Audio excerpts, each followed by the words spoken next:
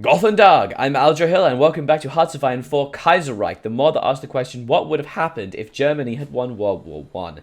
It is the 21st of April, 1936, and we're kicking off with our cool history, and we're having a look at some of the events. We're on low stability, and we're going to have the election very shortly. I'm excited, guys. I'm excited. Arrgh. Mir Klick has declared war on Mongolia, to be expected. Niklas Iglesias is elected as chairman of the TUC. The Trade Union Congress in the Union of Britain was made out to be decisive. Longtime chairman of the TUC, Philip Snowden, declared his resignation, causing four major factions. As the dust settles, the Welsh poet and leader of the Autonomists, Niklas Iglesias, has been sworn in as the new chairman. There's a hiccup there. The Autonomists support further decentralization of the Union of Britain with even greater autonomy to the Welsh and Scottish nations and perhaps full independence. Well, the next time we want to leave the EU. That's really interesting. In the Germany game I've been playing, so apparently the historical focus is the chances of their election are actually randomized. That's quite cool. Anne Kenny was elected, which I thought was really interesting. She was part of the Congregationists. Annie Kenny, if those who don't know, was one of the original suffragettes. It was actually one of the main leaders of the suffragette movement. Basically, the women's right to vote in Britain.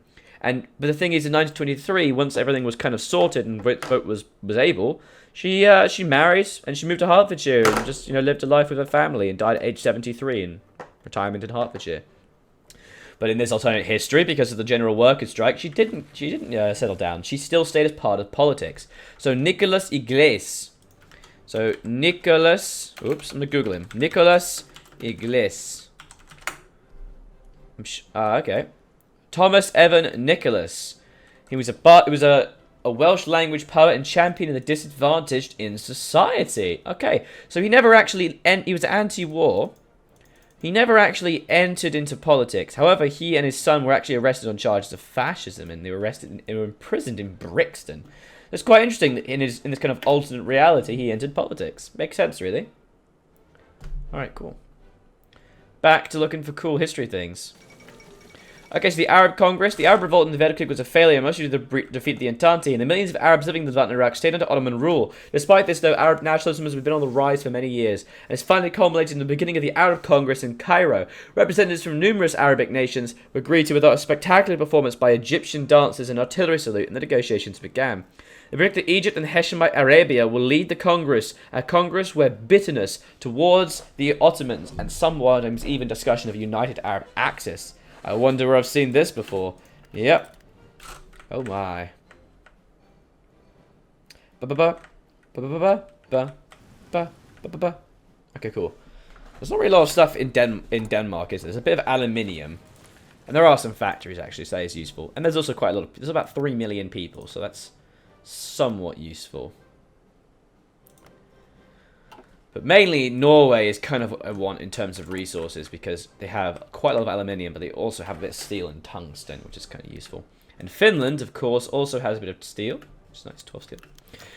So Karin Boye releases Folite. Karin Boye, a prominent author, poet, and female rights activist, coloured by socialism, has just released her latest piece. It's a novel called Folite, Too Little or For Little.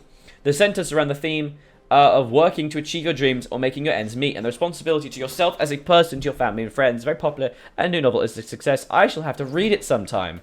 Yes, I shall. So we are going to, industrialize the towns. Excellent. So we can now get one more national focus. I mean, I can either go arms industry, which will give me a lot of military values, and 2 military factories. Could be nice. Also go world diplomacy. I can't do any of these until 39 anyway. I'll start working towards the naval stuff, but the naval stuff isn't super important. Or yeah, it might be better to go our arms industry, because then after this stuff is done, we can go the Swedish Reich runs election. We can get the political power, and then we get the encryption methods. Oh no, but I really want the research slot, Yeah, the research slot is ridiculous good. Let's go nationalize the railroads, get infrastructure. Infrastructure is actually much more important now, because infrastructure actually impacts the speed at which you build things. As you can see, infrastructure does actually impact the actual speed, which is good. plus 60%. It'd be nice if it actually said that, but whatever. Okay, so we're going to go towards industry bonuses now. So we're going to get concentrated industry, which is going to increase our factory output. Hooray! Of course, there's the general distinction between concentrated or dispersed. Concentrated gives 5% more output for factories, and the same amount of factories per se. But dispersed industry gives better Okay. Oh, dispersed team actually might seem useful. It has 10% extra retention and a higher base, as less bomb vulnerability. So obviously it's less good overall. So hang on, you lose 5% every single time. So 5, 10, 15, 20. So it's 20. At the end of it, you're going to get 25% less factory output. But you are going to have... Well, that's actually quite good. 10, 20, 30, 40. You're going to have 50% retention and 25% efficiency base. So in other words, because I'm going to be constantly changing my equipment production, like moving it up as I get better research, and it's going to keep shifting, and I'm going to keep having to go back down. But the retention does actually mean I'm going to lose half as much by the end of this. But I do lose 25% of my factory output. But the efficiency base is pretty good. You know, I'm actually sure. I'm actually not sure. Ooh, because I mean, dispersed is just concentrated. It used to be that always you would only ever go concentrated because it was just far, far better.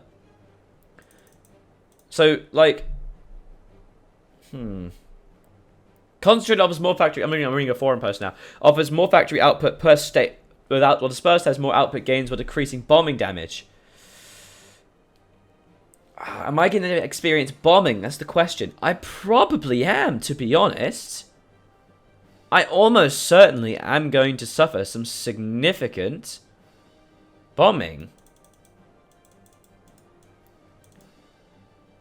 Yeah, you know, I think I am actually going to suffer quite a lot of bombing. I think I should go dispersed, because I am going to be doing quite a lot of closed wars, and I'm not going to have the ability to just power through the AI. So I think maybe going dispersed is going to be better. I get less production, I get less factory output, but the retention base is very useful. And it means when I do eventually get bombed, because I'm not going to have air superiority, it means my things are going to be a little bit better defended. I think that's the wiser choice. My hair looks so weird right now. It's like really in little bits. I'm not happy with it.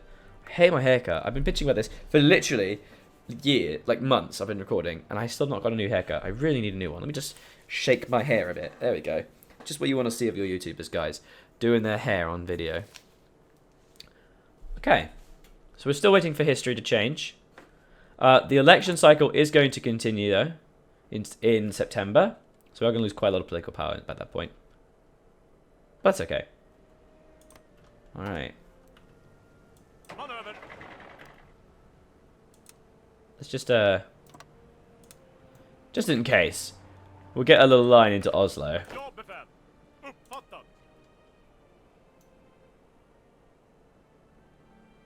No, I don't want to go that way. Stop it.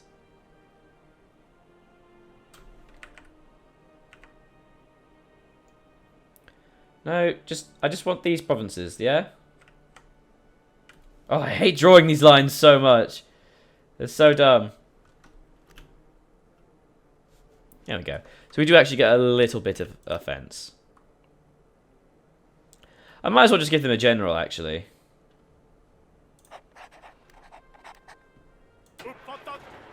Nice. I'll basically just try and barrel through them and see what happens. Might as well have this cavalry, actually. There we go. So that we do actually kind of rush in. Okay, so we just got the light tank, which is nice. And we also have the construction, so... Take a look. So we have to wait till 37 before we can actually get that. We can get resource gain efficiency, which is very helpful. And also get mechanical computing to get research time reduction. Overall, getting that earlier is better because it is better just get it. To be honest, I don't like that it takes too long, but you definitely need the encryption. And the earlier that you get that, the sooner you get the advantage of research time. So I may as well do it now, frankly. Okay. Right now, I'm just waiting for that delightful election to occur, and we're going to have to make a few decisions. I'm excited. Manpower is like very slowly going up 230.91. Let's check what happens at 30th of July. 30 days has been April, June, and November.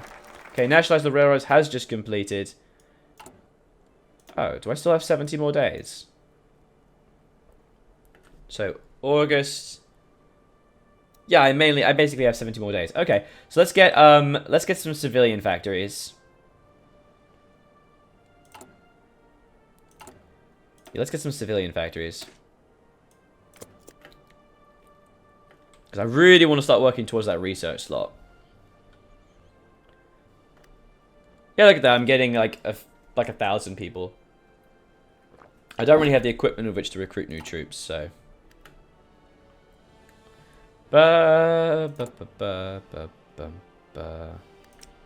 Also, there's obviously some light tanks here, so I'm going to want to build some light tanks eventually. I think I might actually just build one. I think I'll just put one on light tanks, because it would be good to try and get at least some tanks. Okay, so we just got dispersed industry, so that's great. Let's now start working towards. There's better fighters that we could be getting as well. And also better tanks. We could start getting better tanks. It could be helpful to start rushing better types of tanks. Yeah, let's do it. Because we can get it already. I just really want the election to come. Let's go, let's go. I'm excited. So excited. I'm so excited. Let's go. Okay, one more month. I'm really happy we're getting towards some more research as well, which is good. They're going for the status of the Faud. So they're going the Helmat focus. Okay, so they're going ban French organizations and put this in. Okay, so there's going to be. So because obviously its historical focus is on, so that means the German war with France kicks off pretty soon. Holy crap. There it is. The contentious election of 1936. The election of 36 is dominated by underhanded tactics, stood up emotions, and veiled threats. Still, the Social Democratic Party looked like they will be able to win the election by some margin, but not alone. Cooperation is necessary to secure a majority, though working the radical left might stir some of the reactionary military staff to act out. Okay. Huh. Interesting. So the Social Democrats win by allying with the radical left, and we lose political power. And the SAP becomes the ruling party. Public elections will not be held. Why are public elections not held? This is okay. Currently, the Social Conservatives are in charge. Okay. So the right don't even get a chance? Ah. So Social Democrats win by allying with the radical left. Okay. Social Democrats win by allying with the Liberals. Intriguing. And so you actually get totalists losing 10% and social liberals go up. Or the Conservative by vote manipulation. Working with the radical left might stir some of the reactionary military stuff to act out against the democratic results. Okay, cool. So we want the left with the radical left because we do want conservative people to kind of implode outwards, I think. That is the general goal of this. I think that's what I want to do. Ooh, I'm not sure, though. Oh, I really want paternal autocratic peoples to do some things and kill some people.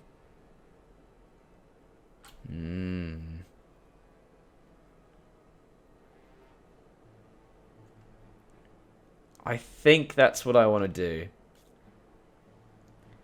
It does give you a little hint that the reactionary military staff to act out against the democratic results. So let's work with the radical left.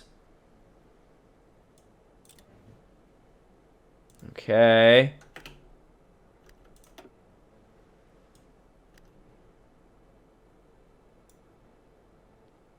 So I think this might be the rap coup. I think. Let's find out. Oh my god, I'm so nervous. Yes, riots in a coup. Beautiful. Okay, the Baron of Stockholm were ablaze after workers heard of plans to overthrow the newly elected regime. One of the instigators mumbled a leak after having a glass too much because suddenly leaflets appeared warning of the end of the church, the monarchy, and all else that is good should the radical left get in power. An organization called Arméns Fosterlandsvänner declared martial law as soldiers move to encircle the parliament while workers and militias light up Molotovs and arm themselves with bricks. So the coup is successful. Lose political power. Everyone hates it. The AFV becomes the ruling party and paternal autocrats go up. While thousands join the workers' militias, the revolution is saved. I think we want this one. So the AFV becomes the ruling party.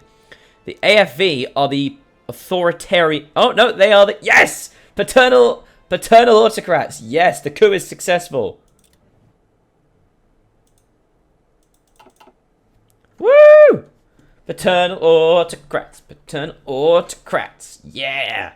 Rap cabinet. Let's do it.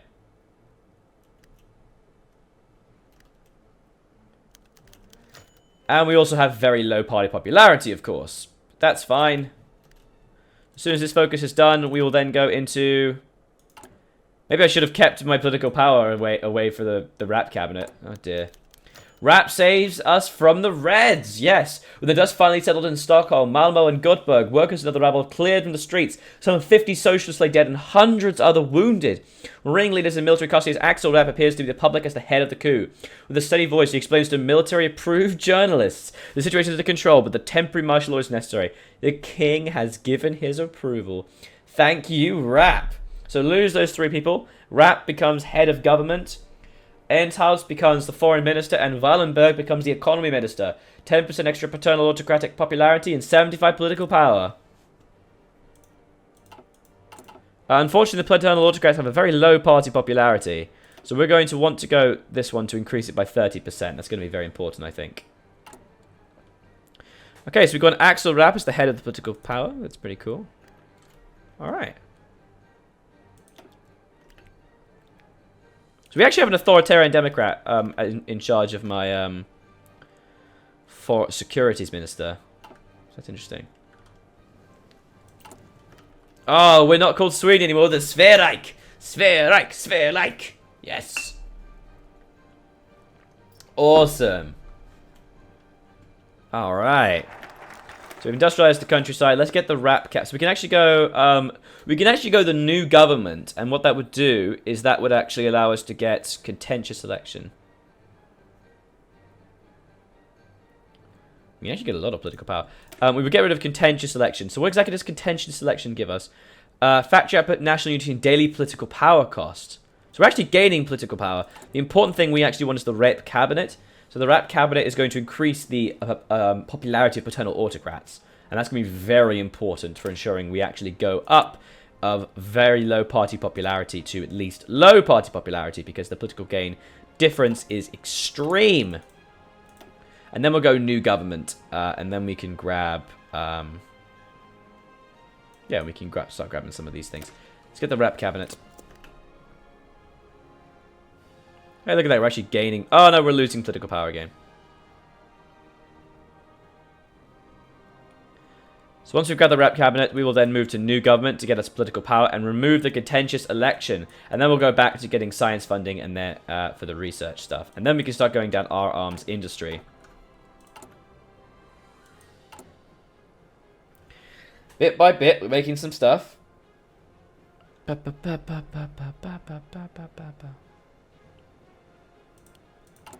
How's our production going? Okay, not bad, not bad. 28th of March, 37 for the new factory. Okay, Jack Reed has been elected as president. Whoa, Jack Reed. Despite the massive instability rampant in the nation ever since the Great Depression, the presidential elections went forward and Jack Reed, the combined syndicalists of America, as the 32nd president. Jack Reed turned into a savvy political operator during his time in Russia and is a dedicated proponent of syndicalism. The stance has made him enemies in American society, but the Association of Trade Unions that he leads remains strong. The AFP already contests the election results, though. This jumped up journalist can do. So this is really cool. So this is really fascinating. So obviously also history has changed the history of everything. Jack Reed is a fascinating person. He's from Chicago or Detroit, I can't remember. But basically, in World War I, he was a young guy. No, he was in his late 20s. And what he did is he actually was a journalist. Quite a well-known journalist. And he went to Russia to cover the Bolshevik Revolution of 1917 or whatever. And the Bolshevik Revolution was the thing that took Russia out of World War I, and it changed the scene of it. And in our history, What happened is that he was reporting on it. He read a book about it. He was the reason we knew so much about the Bolshevik Revolution. And then he died of typhoid. He just caught typhoid, unfortunately, because he was on, he was on the front lines. Lots of disease in this war, and he died in his wife's holding his hand. And he's one of the only 4 Americans to be buried in the graveyard outside the Kremlin in Moscow. Right? Very important guy. But he died in 1922 or something. In this history, Germany, after winning the Weltkrieg, after winning World War One, what they did is they invaded Russia to destroy the Reds because they feared a communist Russia, and they installed the Whites back into power. This meant that although he was still a journalist in World War, covering the Bolshevik Revolution, it was destroyed. So he survived and moved back home, and he was known to have syndicalist ties. And so evidently the developers of this mod surmised that he would become a political activist and help form the syndicalist party. So how fascinating is that? He is now the president. Other possible presidential candidates include the governor of Louisiana. What the hell's Louisiana? The governor of Louisiana, who is... Oh, you can actually see it. But he was a hugely powerful guy who, unfortunately, he believed in equal rights. He believed in like Rooseveltian social democracy and caring for your people, and not in trickle-down economics and Reaganist kind of stuff, but like supporting people with Medicare and stuff like that. But unfortunately, he was assassinated before he could really make a bid for president, which is so sad. So we've done really well this so far, guys. We've done a little bit of history, and the elections have occurred. We are now the paternal autocrats. We are the Kaiserreich. The Vikings are rising again, ladies and gentlemen, and we're going to kick some ass. So if you enjoyed the episode, please leave a like and a comment. Help the channel out a very great deal. It's going really well, guys. So I was Aldrahill, and I will continue to be, and this has been Hearts of Iron 4 Kaiserreich. The Vikings are rising again, guys. Thank you very much for watching. Bye-bye.